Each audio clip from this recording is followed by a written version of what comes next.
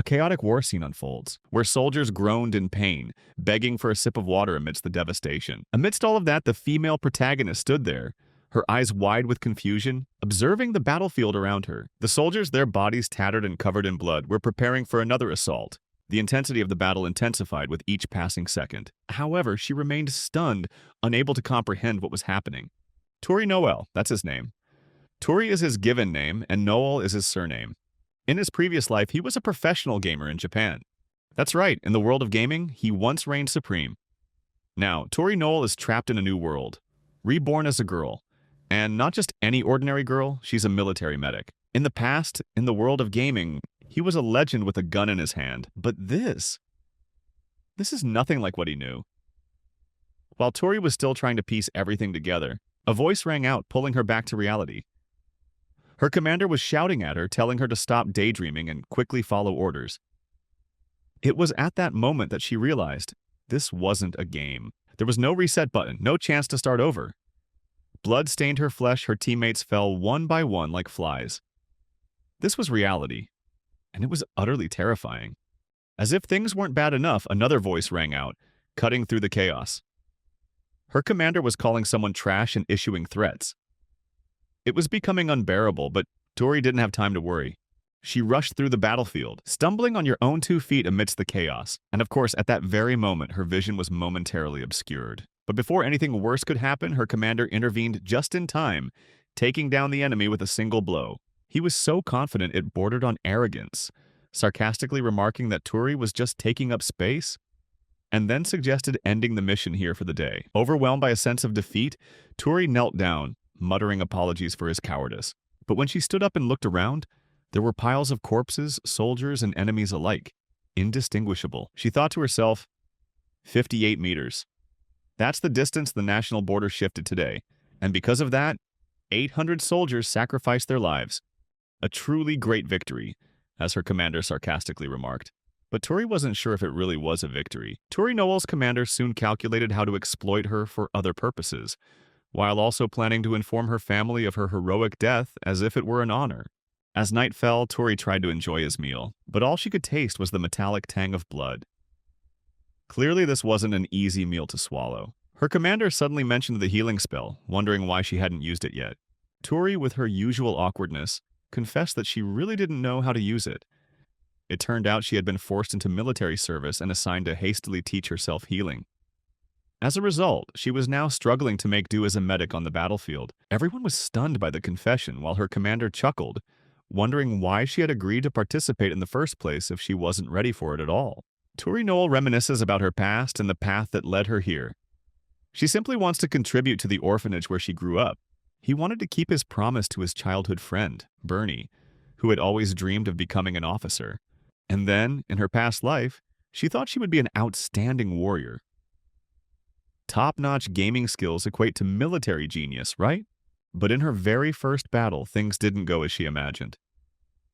A surprise attack ended with her being completely burned to ashes.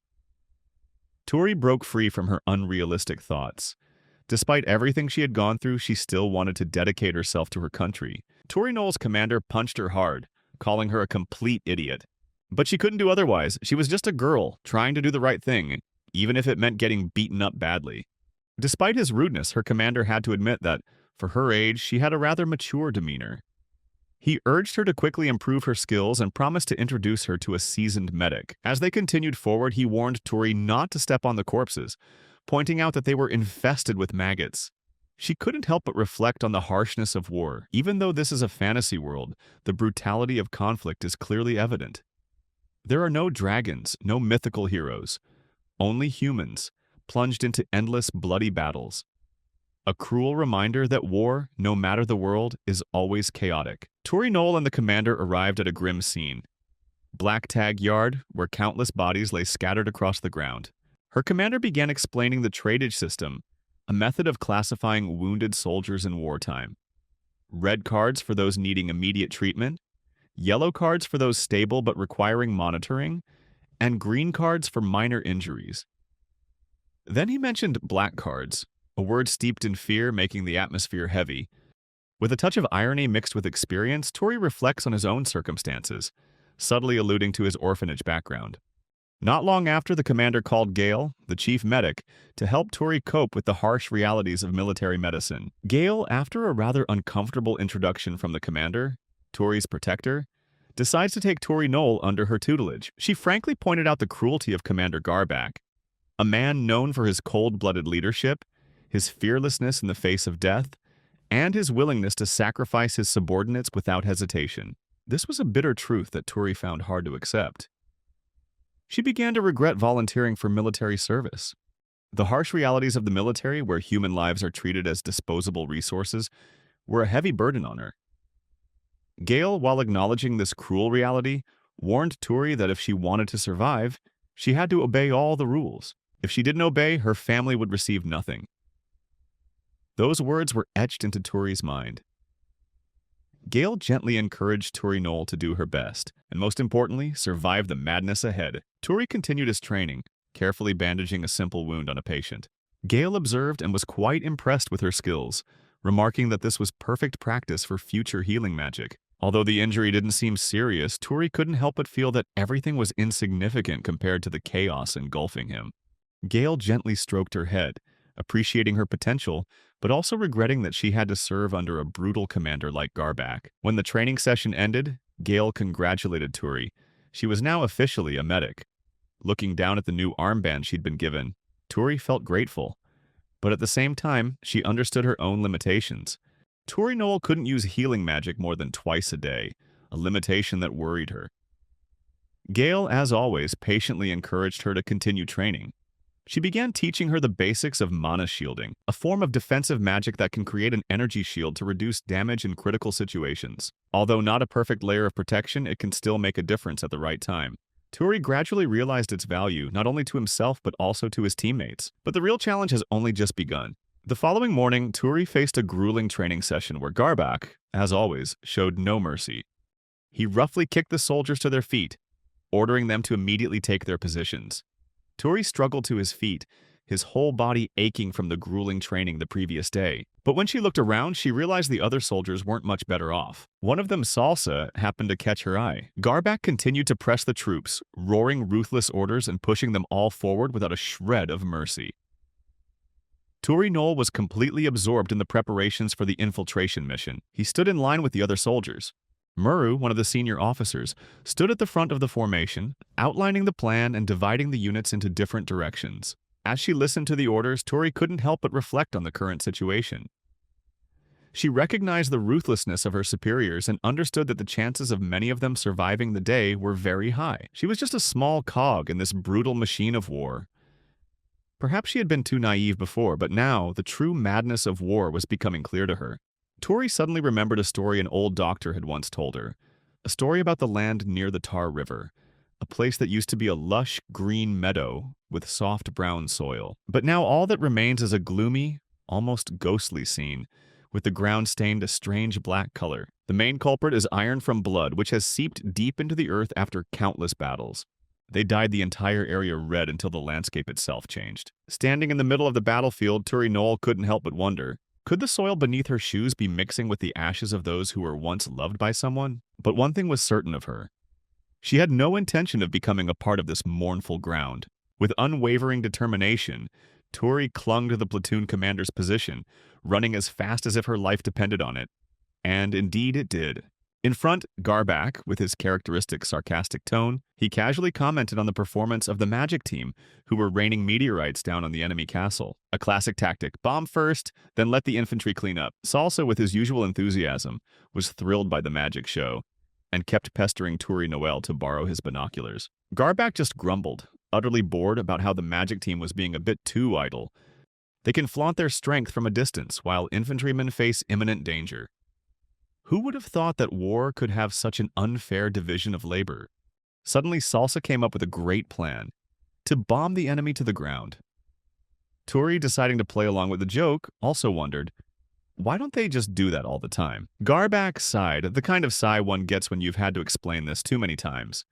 He lazily repeated, budgets aren't magic. They don't just appear out of thin air. Those grandiose spells cost expensive magic stones. Indiscriminate bombing without identifying enemy positions is like flipping a coin for good luck. The team continued forward, only to be confronted with a scorched field, empty, devoid of people. Just when everything seemed suspiciously quiet, Salsa, true to his nature, spotted something glittering and lunged forward. Of course, it was a trap. Flames flared up. Chaos erupted. Garback cursed under his breath while Salsa thrashed about, screaming in pain. Tori Noel, in a panic, yelled at him to roll to the ground. Salsa's screams confirmed that the fire was indeed very hot. Tori, momentarily stunned by a fleeting memory, quickly regained his composure and rushed to save him. They both tumbled to the ground in a clumsy rescue attempt. Salsa screamed in pain from a leg injury. Meanwhile, Tori bent down to examine her burns. They looked worse than any boss fight in an online game she had ever encountered. Taking a deep breath, Tori tried to use her healing spell, but the first attempt was like trying to start a campfire in the pouring rain. However, after a moment of struggle, the magic finally took effect. Salsa's wounds gradually healed, leaving him stunned as if he had just discovered a real-life cheat code. Despite trying to appear calm, Tori couldn't ignore the astonishment clearly visible on his teammates' faces. Salsa stood up, staggering slightly before grimacing and complaining that his legs still felt like they were on fire. Realizing he was exhausted and unable to carry the boy any further, Tori suggested they both move while they still had the chance. Not wanting to die because of a terrible stroke of bad luck, Salsa gritted his teeth and struggled to keep running. Meanwhile, the sky behind them lit up with hurtling meteors, adding drama to an already chaotic situation. While running, Salsa shouted that he hadn't even had a chance to repay his mother. Tori thought that if he had the strength to shout, he also had the strength to run. Every step was a battle. Pain tore through her body, her breath reeked of blood, but adrenaline kept her standing. Game skills are now useless because this is reality, not a game. They continued to move forward and Salsa spotted the camp, a wave of relief washing over him. But Tori couldn't go any further. Her legs gave way and she collapsed to the ground. Salsa rushed over, trying to lift her up amidst the chaos. Garback appeared, annoyed but immediately ordered medical attention. In her dazed state, Tori sensed Salsa still frantically checking to see if she was alive. Tori felt like a nobody in a world where survival was everything. But perhaps, just perhaps, this was the beginning of her becoming someone. Garback yelled, furious that Tori had used healing magic without permission and disobeyed orders to save Salsa. She was still dazed, her mind hazy, almost unable to process his angry lecture. To emphasize his point, Garback punched her in the head, reminding her that they were incredibly lucky to have returned unharmed. He emphasized that if the situation worsened, Tori might not even be strong enough to save anyone, let alone help him. The punches continued to rain down as Garback continued to berate and criticize her for risking her life to save a rookie instead of obeying orders. Tori mumbled an apology and collapsed, admitting she had no excuse. Just as Garback was about to continue, Gale intervened, telling him to stop, reminding him that Tori was still recovering. Garback sternly warned Tori that her healing abilities existed for only one reason. For him, the commander. That was the sole reason he needed a medical practitioner, to be able to penetrate deeper into enemy lines and end the war more quickly. Tori's face was swollen, blood was still oozing out, and she tried to speak. But it was immediately interrupted when Garback announced the punishment. No lunch. And having to stand in front of his tent until sunset, Tori nodded slightly, then quietly walked to his position. Despite the gnawing hunger, Salsa approached, looking apologetic, and offered an apology. But Tori only shook her head slightly, insisting that she herself had chosen to disobey orders. Salsa was silent for a moment, then, full of regret, admitted that without her he probably wouldn't be alive. Tori reassured him that he didn't need to feel guilty, reminding him that he owed her something. Salsa joked that Tori was now his goddess, and she chuckled softly, suggesting a dinner to make up for it. Salsa laughed, agreeing that hunger was understandable, especially without lunch. Tori remained standing, knowing he couldn't leave before sunset. Salsa, still feeling guilty, went to report to Garback. Tori watched him enter the tent, thinking that indifference was understandable in a world where few could survive. A moment later, Garback's voice rang out. Then Salsa staggered out, covered in bruises. Tori, stunned, asked what had happened, and Salsa confessed that he had forgotten about the midday briefing. Tori fell silent, accepting that Garback was both ruthless and unpredictable. Salsa, suppressing her pain, asked Tori for treatment, but she refused, knowing she was in trouble for using magic without permission. Salsa then revealed that Garback had also forbidden him from eating dinner. Tori was stunned, reflecting on the harsh reality they were living in. Determined, she told Salsa that they had to do everything they could to survive. Encouraged by her unwavering resolve, Salsa vowed to do her best.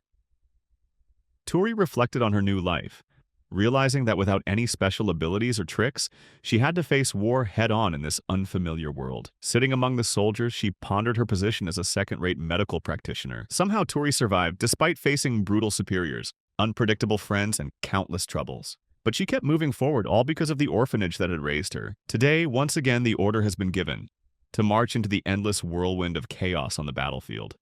The situation was extremely bleak. For the past 10 years, the Austin Empire and the Sabbath Federation had been locked in a constant struggle at the Tar River, where Tori was stationed. The most intense heatwave on the front line, known as the Western Front, saw them pushed off the riverbank and now completely under enemy control. The place where Salsa nearly lost his life is rapidly becoming an enemy camp. The plan this time, a surprise attack on the enemy's position, before the enemy can fully establish themselves. Tori felt uneasy. After all, they had failed once, and now they were being asked to repeat that risky tactic. But orders are orders. Just then, Garbak's voice interrupted her thoughts.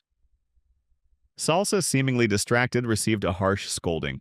Tori suddenly remembered that she was once again caught between Garbak and Salsa. Today, Salsa's job is to act as a human shield for her. Overwhelmed with excitement, he rattled on about how he would protect Tori at all costs, even if it meant sacrificing his own life. Tori couldn't help but wonder why Salsa was so eager to be a sacrificial pawn. But if he was willing to be her bodyguard with that kind of spirit, then she wouldn't complain. At least that was one less worry as they prepared for the attack. Tori presented the plan. The mage team would bomb the enemy position first, then the infantry would charge forward. Garbak chimed in, offering his opinion. He explained that even though the mages were carrying out their mission, they couldn't eliminate all the enemies hiding in the trenches. The enemy's defenses were very strong, and they knew exactly what the next step would be, waiting to take down anyone who dared to charge in. A classic scenario where the defender has the advantage. But Tori wasn't exactly optimistic. However, with Salsa still so energetic, it was hard not to feel a little more hopeful, or perhaps simply bewildered by his strange enthusiasm for acting as a human shield. Garbak quickly pointed out to Tori the realities of war.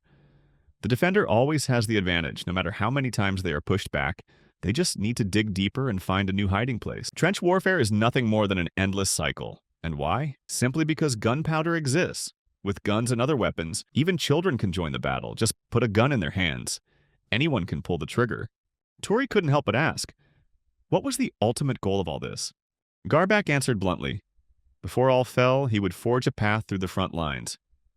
He wasn't one to beat around the bush. Grabbing Tori by the face, he warned him clearly. If she dared disobey again, he would shoot her on the spot.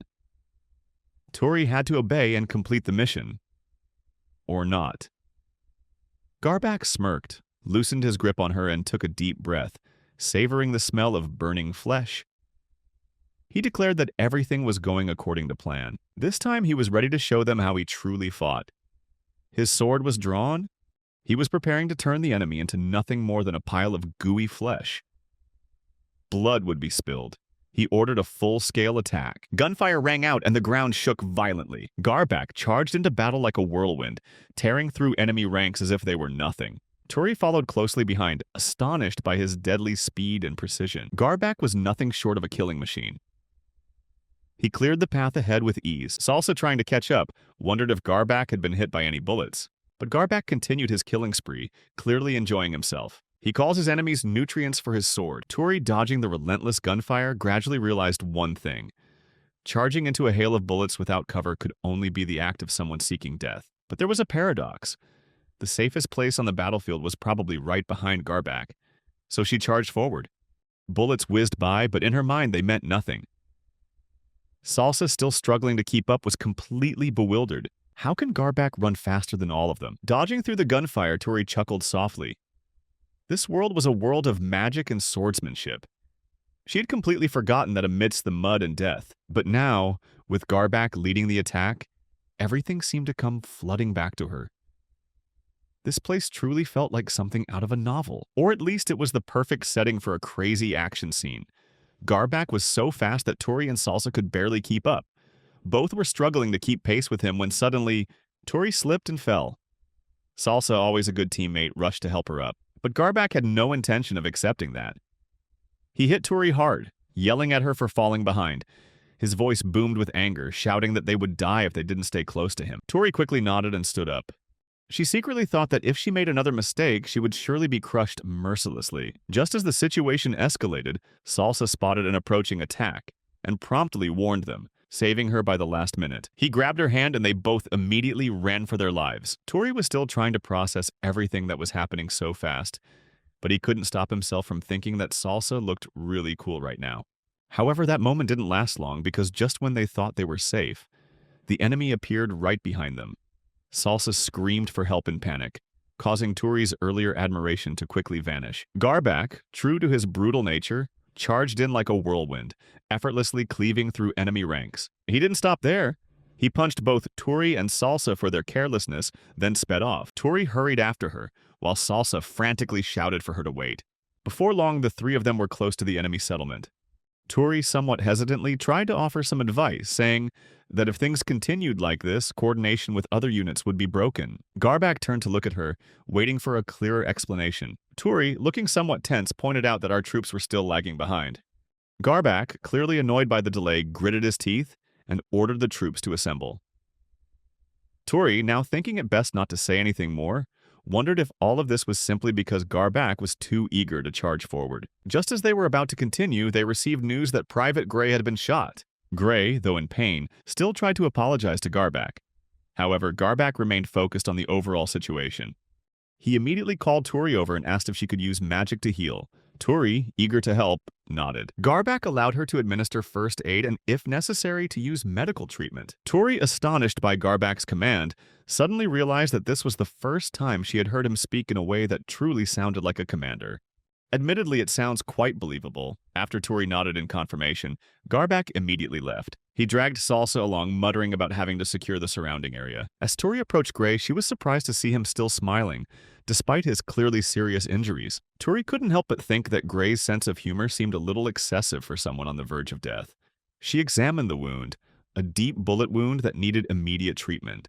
Regaining her composure, she prepared to suck out the clotted blood and use the little healing magic she possessed to stop the bleeding. Although unsure if she could do it perfectly, she remained focused, reminding herself of Gale's training.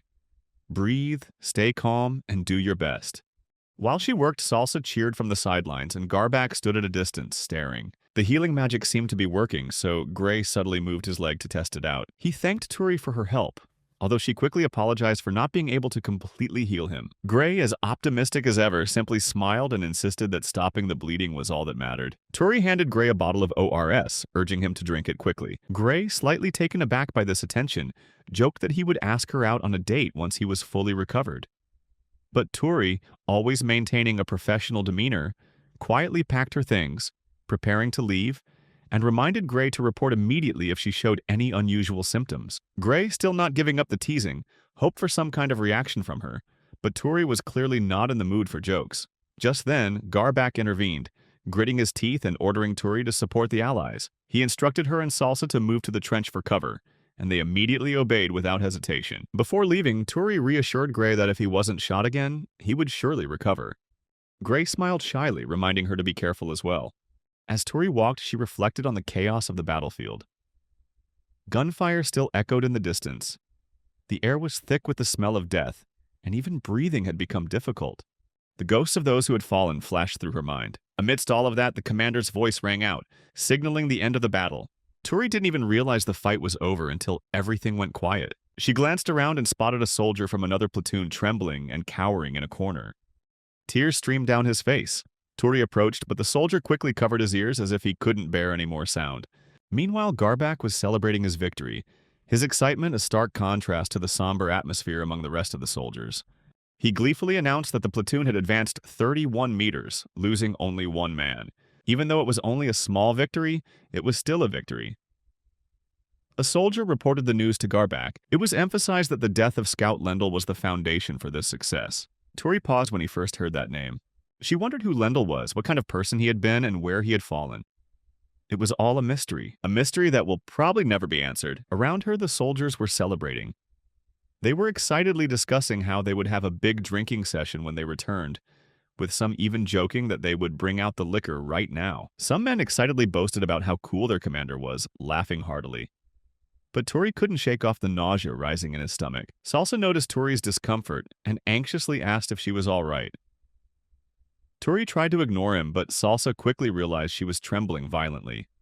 He insisted they take a break, so they both sat down on the side of the road. After a while, Salsa spoke up and asked why everyone was laughing. Tori tried to explain in the simplest way possible that the tactical objective of the battle had been achieved, and that was why the soldiers were celebrating. Salsa seemed to understand, but his gaze was directed away. Garback and the other soldiers were smoking and relaxing in the distance. Tori sighed, telling Salsa that if they didn't laugh, they would probably end up in the same miserable state as everyone else here. Every battle is the same, a complete mess when it's over.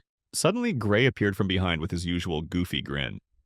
He teased them for looking so serious and spaced out. Then, unexpectedly, he pulled them both into a tight embrace, so tight they could barely breathe. He urged them to snap out of it in his usual mischievous style.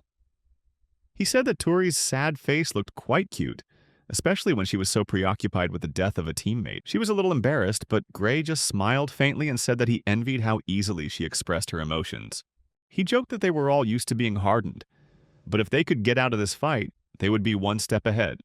He added that Lendl, who is dead, is probably now enjoying a feast in the afterlife with those who have fallen. Tori, somewhat confused, tried to reply, but when Gray pressed her further, she simply said nothing. Deep down, she couldn't help but think that Gray's carefree smile seemed out of place for someone in the middle of a battlefield. But at that very moment, the order to withdraw was given and everyone prepared to move. As they walked away, Salsa wondered why he didn't understand. Why would anyone be jealous of the dead? He didn't want to die at all.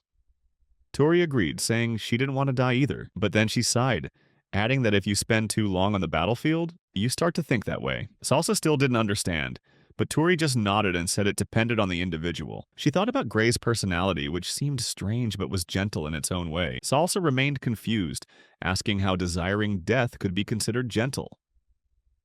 Tori chuckled softly, telling him not to speak so loudly.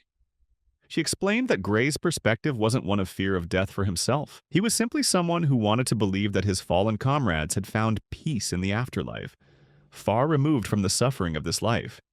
It was a strange kind of tenderness, but it persisted. Tori couldn't help but think that when Gray said those things, he had given up more than anyone else.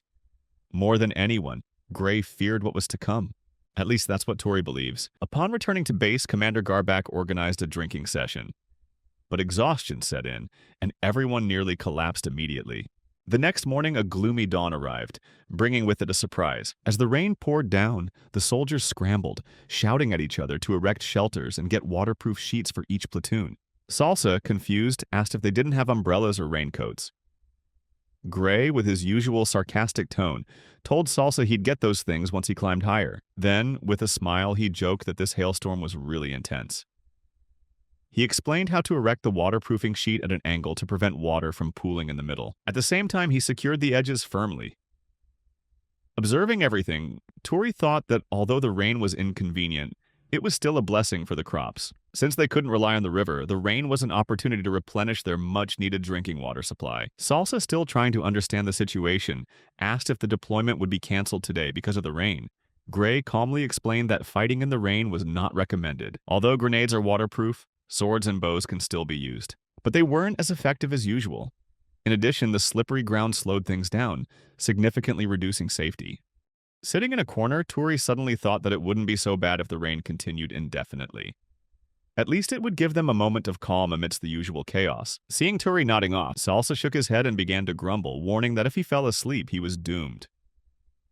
Gray chimed in, agreeing and saying seriously that sleeping in this weather was dangerous, as if it were the greatest threat of all. With a mischievous grin, he teased, asking if he could give her a kiss. Salsa, with her strong protective instincts, immediately told Gray to stop the joke. Meanwhile, Alan gritted his teeth in frustration, muttering curses at the rain. Salsa, still not fully grasping the seriousness of the situation, hesitantly asked if they needed to fight in the rain. Before anyone could answer, Alan, clearly enraged, roared that the rain was their worst enemy. If he were up against humans, he would charge in and fight. Nothing to worry about. But in the rain, they are almost useless. Then, true to his style, Alan began talking about his old team. He explained the difference between an assault team and a defense team. The assault team consists of an infantryman, a scout, and a grenade thrower, with the scout undertaking the most dangerous tasks. But the defense team was a completely different story. They consisted of an armored soldier, a mage, a medic, and an engineer. These people specialized in withstanding enemy attacks and constructing defensive structures, such as barbed wire fences or walls. They are always on the front lines, constantly ready to face an attack, living in perpetual tension. It sounds like the most miserable job in the world. Alan chuckled bitterly and began recounting his battlefield experiences. According to him, luxuries like waterproof tarpaulins were a distant dream for his unit. In Alan's squad, it was all about endurance, being submerged in mud, soaked in dirty water, and all sorts of other unpleasant things. The smell of dirty water mixed with, well, you probably understand. But worst of all was the water seeping into their shoes, making everything 10 times worse. Alan revealed the worst thing that had happened on his team: bloody diarrhea. It was a really big problem, and many of his teammates died from dehydration. He said that it was probably one of the most pathetic ways to die, being trapped in your own waste, unable to move. Even wearing shoes is useless because when the water level rises, dirty water mixed with all sorts of things just seeps inside. It means the worst kind of unexpected attack. But wait, things got worse. In winter, the water was freezing, and getting soaked in the rain only made things worse. My feet were soaking wet, and before I knew it, my toes had started to necrotize. Gray interrupted Alan's complaining, urging him to stop. Alan sighed and then emphasized the terrible rain, explaining that being an assault soldier had its advantages. At least there was shelter. He added that Tori should have been in a hospital bed. However, Gray remarked that medics were also warriors. Alan agreed. But then he recalled an incident where the commander, after taking a bomb blast to the face, still complained that if he had had a medic nearby, he could have continued advancing. Salsa couldn't believe it, asking if the commander really wanted to continue after being so severely wounded. To him it seemed crazy, but Tori pondered it, wondering if it was really that strange. Could one imagine a medic rushing straight to the front lines? Gray tried to keep everyone focused, reminding Salsa to take advantage of the rainy season to learn as the enemy's attack pace slowed down. Alan warned that there would come a day when the commander could no longer always protect him. Gray agreed, saying they should first learn how to move without revealing their position. Salsa, not understanding the seriousness of the situation, joked that he needed to change his running style. Alan warned that if he kept running erratically like that, he would lose his life in minutes.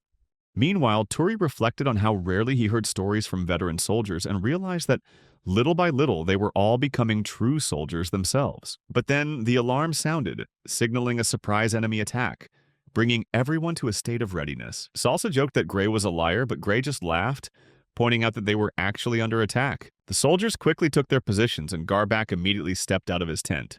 While getting dressed, he ordered Alan to report on the situation. Alan reported that in our trenches, about 500 meters to the north, there were multiple explosions caused by enemy magic. The enemy's assault teams have breached the first line of defense, and the second line of defense also seems on the verge of collapsing. Garbak angrily cursed, saying that their army was a bunch of cowards lacking any spirit. Alan added that the approaching enemy troops were very skilled, but because they were moving so fast, the situation would become extremely tense. Garbak asked about the appearance of the enemy commander. Alan quickly described him as a spear-wielding warrior with long blonde hair surrounded by lightning. Garbak smirked, recognizing him as Kamikiri, the lightning spear demon. Then he jokingly remarked that with the rain and thunder like this, they were about to become slaves to that demon. Alan suggested aiming for his legs to reduce his mobility. Garbak immediately took notice and ordered his men to lure him closer. He felt quite lucky today, so he was ready to enter the battle. Even so, Turi couldn't help but think that Garbak was truly a madman. Garbak then gave Turi some instructions, just in case things went wrong. He told her to use her healing magic on him if needed. He also instructed Maru to hold Kamakiri off, while Alan took him back to the trenches for protection. When Salsa stepped up to ask about his role, Garbak told him that he had to be Turi's human shield once again.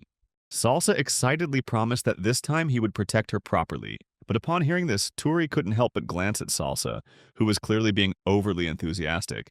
Gray then leisurely approached Turi and repeated Salsa's words, further irritating her. Garbak shouted the order to get ready, quickly bringing everyone back to focus as they prepared for the upcoming battle. When the enemy charged forward, Garbak charged straight into the middle of the battle with his sword raised high, just as the enemy opened fire. He smirked, mocking them with a sarcastic greeting. "Thank you for coming to die in the rain." Garbak charged forward, slicing down enemies as if they were nothing. Finally, they came face to face with Kamakiri. Salsa cursed under his breath as the lightning struck the ground, while Gray merely smirked, remaining completely unfazed. But Turi was worried. If anything happened to the commander, she wouldn't hesitate to use her healing magic. Suddenly, a bolt of lightning struck. Salsa and Gray immediately rushed to shield Turi. She was surprised and quickly apologized, but they reassured her that she didn't need to. Salsa remains determined to protect his commander and will always be there to keep Turi safe. Amidst the chaotic battle, Garbak gradually closed in on Kamakiri, and with one final slash, he beheaded his enemy, sending the demon's head flying far away. The soldiers opened fire simultaneously, while Garbak leaped into the air with a triumphant grin. Amidst the chaos, Turi tried to focus on the situation. She wondered what would happen next. Suddenly, something unusual appeared in the distance. A grenade flew straight towards them.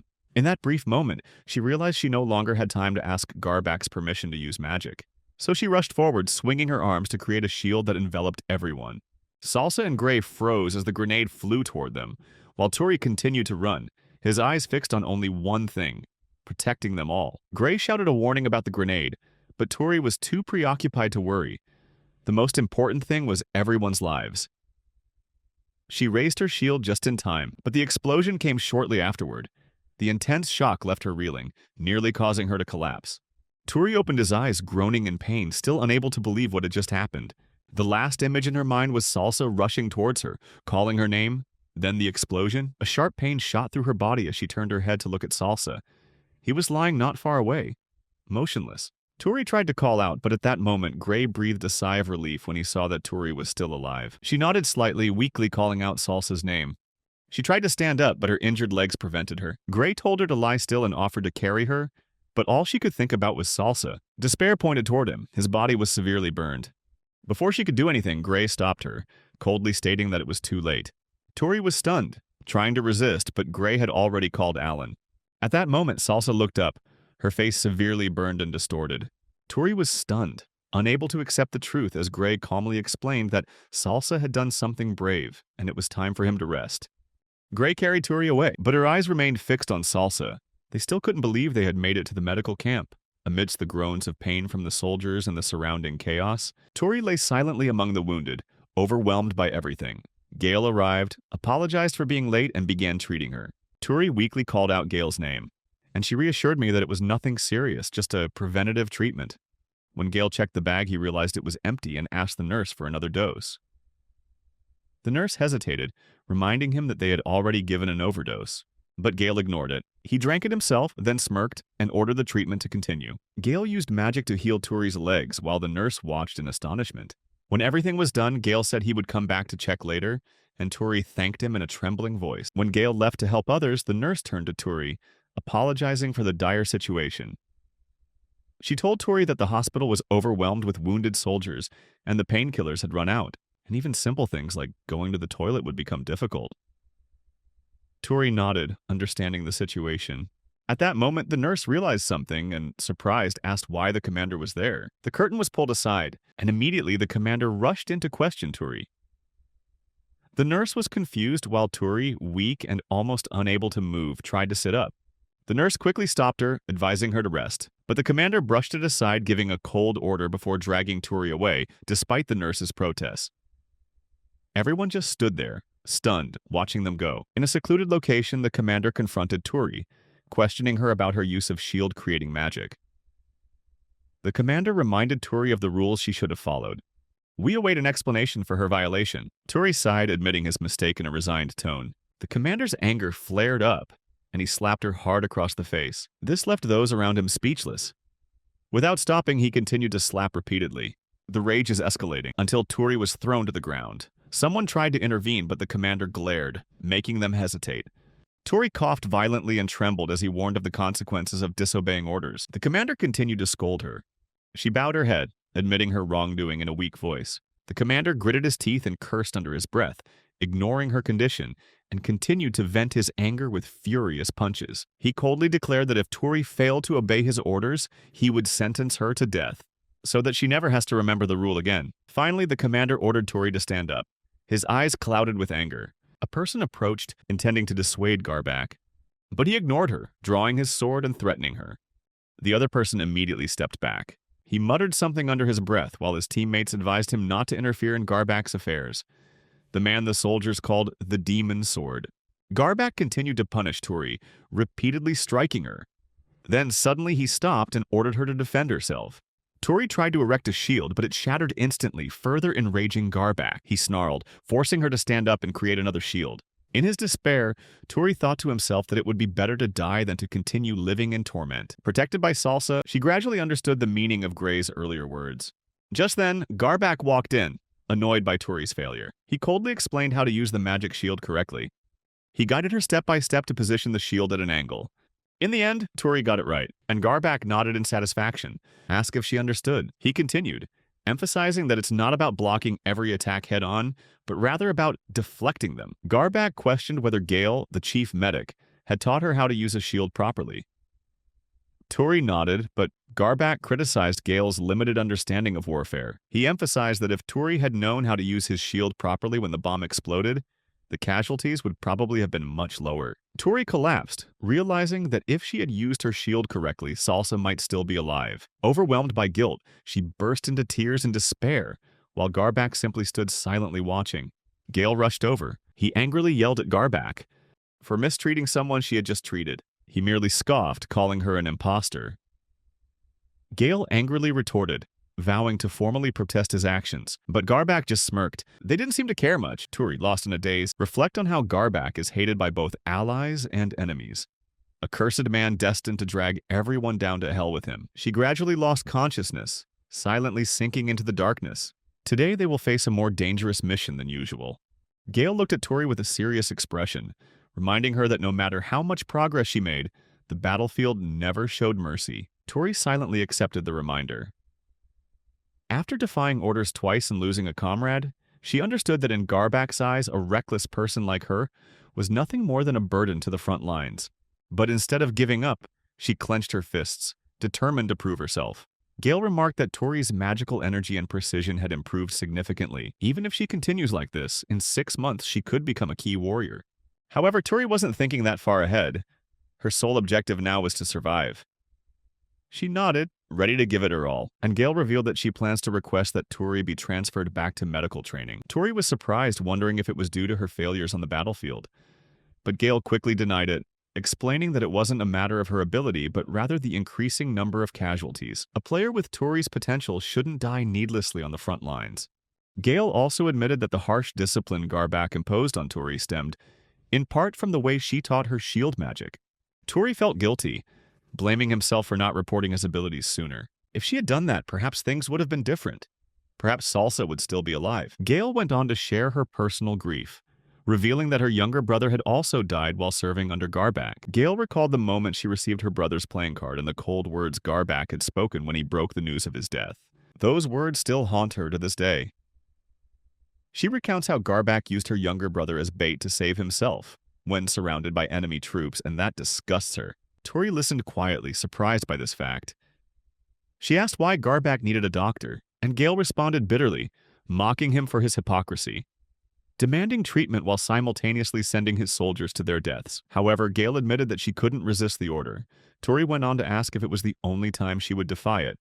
Gale replied that she was there of her own choosing, and that wherever she was, she would continue to do her job. After saying that, her eyes welled up with tears. Gale told Tori not to blame herself anymore. She quietly observed Tori, realizing he was a gentle and strong-willed person. As Tori left, Gale called after her, begging her not to die. Stepping outside, Tori let her mind drift back to memories. The time she visited the back of the field hospital. She remembered the soldiers digging large trenches, a scene all too familiar on the front lines. As she walked past a vehicle filled with the bodies of soldiers, she couldn't help but think how lucky they were. Those lucky ones. She recalled the words of her senior medical colleagues. With so many corpses left to decompose, attracting bacteria and becoming breeding grounds for disease, being thrown into a pit and burned alive would probably be a better fate. Tori saw Alan sitting nearby. He took a deep breath and stood up to greet her. Tori said she would return to the unit, but also inquired about Alan's condition, who looked exhausted. Alan evaded the question, but Tori offered to light his fire. They sat down together, and Alan confessed that he felt guilty about the death of a new recruit. He should have spotted the grenade. That was the job of a scout like him, but it wasn't until Tori cast a spell to push it away that he realized how close they had come to death. Alan joked that Tori was the real hero in that moment. Tori suddenly noticed a pile of corpses nearby, including Salsa. When the cremation flames flared up, a soldier offered them a tribute to those who had fallen. Alan calmly reflected that death is not the end. Rather, it is the soul that is liberated, resting in eternal peace. He reminded Tori of his act of saving Salsa, even though it came at a price, but it was a kind deed that would not be forgotten. He believes Salsa will thank Tori for that. Tori reflected on the short life of Salsa. An 18-year-old boy fresh out of high school is thrust into war and died just weeks after enlisting. For the surviving soldiers, the most tragic fate was perhaps living in perpetual hell. Tori couldn't help but wonder which fate was better as they paid their respects to the fallen soldiers. Tori was overwhelmed with emotion, unable to hold back the silent tears that fell after the moment of remembrance. Alan waited a while. He then asked if she was okay returning to her unit alone. Tori reassured him that she was fine and thanked him for his concern. On the way back with the platoon, the newly enlisted soldiers shouted teasingly.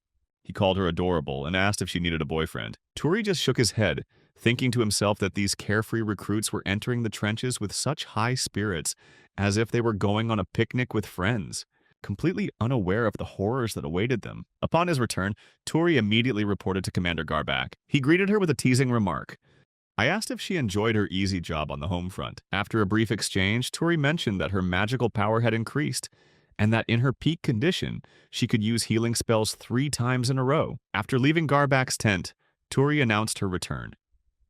The soldiers greeted her with playful banter, joking about her work at the hospital and asking if anyone had given her a hard time. Tori reassured them, saying that everyone had been very kind to her. She then approached Gray, who laughed loudly and joked that they had turned into moles after a whole day of digging holes. Gray even joked that they should dig a tunnel to escape home, making the whole group laugh at the silly idea. Tori listened to the jokes and thought to himself that it was clear everyone had had a little too much to drink. Gray continued to joke about how the commander had been frustrated all day because he couldn't resolve the issue with Kamikuri, resulting in the entire team being punished repeatedly like a game of whack-a-mole. Suddenly, Garbak yelled, telling them to stop drinking and get back to work. He was clearly annoyed. He lit a cigarette. He muttered about how the attack was slowing down, while the soldiers were becoming complacent. He ordered them to go and greet the new recruits as no one had met them yet. At that moment, a sarcastic voice chimed in, remarking that Tori looked smaller than expected, even calling her little girl, clearly expressing disappointment. After returning to the platoon, Tori began to get acquainted with the new recruits. Then, the commander gathered everyone together and ordered the training to begin at the infantry training ground. As Tori was running, she heard Garbak shouting her name, but she kept running, too exhausted to respond. A member of the platoon mocked her for being exhausted after only a short run. While running, Tori thought about the new members. Rodri, a rough private with a not-so-pleasant mouth. Veldi, a corporal and scout, was the highest-ranking officer after Garbak. Nuradome, a quiet private, was difficult to read. Tori felt there was no need to worry too much about them beyond remembering their names, since they weren't friends anyway. At that moment, Garbak ordered the group to run 10 more laps, blaming Tori for tripping, resulting in everyone being penalized. Everyone returned to base. Veldi apologized for causing trouble, but Tori, feeling guilty, said that she was the one who should apologize for getting in the way. Rodri immediately snapped, criticizing Tori for her incompetence and bluntly stating that he would never risk his life to help someone like her. Rodri's words hurt Tori, but she quietly explained that she was merely the commander's personal first aid kit. At that moment, Garbak called Tori over and gave her a new task, training in defensive magic using shields. Tori nodded and was ready to practice. During practice, she succeeded in her defense, and Garbak noticed that her spellcasting speed had improved significantly. However, he pointed out that the angle of the shield was still wrong and asked her to readjust it. Tori heeded the instruction and prepared again. Garbak became more serious and continued to attack. Meanwhile, Tori tried to protect himself with a magic shield. Veldi stood outside observing, commenting that this was just another crazy day for the commander. After pushing Tori to his limits, Garbak admitted that the shape of the shield had become more stable, but he still ordered her to run immediately. Tori hesitated, saying it was already dark and difficult to see, but Garbak ignored her concerns. He joked that since it was nighttime, he could just go to sleep. Reluctantly, Tori started running, and Garbak smiled meaningfully as he looked at her. The training continued, and Garbak pointed out that Tori's spellcasting speed was slowing down. Garbak ordered Tori to maintain a steady pace and keep his spell shield in check, and be vigilant against surprise attacks. Exhausted, she could only weakly reply, thanking him for the training. Garbak casually reminded her that from now on she had to train every day. While running, Tori realized that these grueling training exercises would directly impact his chances of survival. At the end of the training session, she collapsed from exhaustion. Garback simply ordered her to see Gale the next day. Tori thought to herself if only she could train like this before going into battle. Perhaps she had prepared better. But now she was so exhausted that if she fainted right here, she might be mistaken for a corpse and thrown into the crematorium. When he returned, Gray approached her and gently patted her head to check on her condition. Gray ordered hot water and remarked that Tori always came back bruised after training with Garback. She thanked Gray, and he noticed a soldier lying nearby, complaining about the harshness of the training. Gray explained that many new recruits felt the same way. Maru gave Tori her blanket, reminding her that she would be working at the hospital tomorrow and should rest. Tori gratefully accepted and agreed to follow the instructions. Rodri grumbled about how everyone always spoiled Tori just because she was a girl. Gray teased him, asking if he was jealous, which annoyed Rodri, who told him to stop. Later, in a dream, Tori found himself in a peaceful place. He was greeted by Bernie amidst cheerful people. The atmosphere was warm and pleasant, and they all sat down to have a meal together. Suddenly, Tori saw Salsa, his body charred black, mocking her for daring to enjoy all this alone. She frantically called out to him, begging him to come back. But Salsa only choked her, laughing that she should try to fight on the battlefield instead of running away. Tori choked back tears and promised to finish the rest for him, vowing to fight with all her might. When she suddenly woke up, she screamed, but a hand immediately covered her mouth, accompanied by a warning to keep quiet or they would die. Only then did she realize how careless she had been. A strange pair of hands touched her body, gliding over places that should have woken her up earlier. Her mind raced as the touching continued, panic rising as he began to undress her. Tori was stunned, despairing as she realized the situation was spiraling out of control. Gray woke up with a start, a bad feeling creeping in. Calling Tori's name, he immediately grabbed his gun, pointed it directly at the man and snarled, demanding his identity and purpose. At the same time, he shouted to wake everyone up, ordering them to bring lamps immediately. When the light flared up, the stranger was revealed. It was Nuridome. Recognizing this, Gray immediately became enraged, shouting angrily. He ordered Tori to come closer to him. Nuridome merely sneered, casually uttering derogatory remarks, muttering that he wanted to enjoy a little softness before dying, and then dismissed the matter as nothing serious. He even blamed Tori, brazenly claiming that she had consented and that it was all just a harmless joke. Tori immediately refuted the lie, asserting that it was absolutely not true. Faced with her strong reaction, Nuridome began to panic.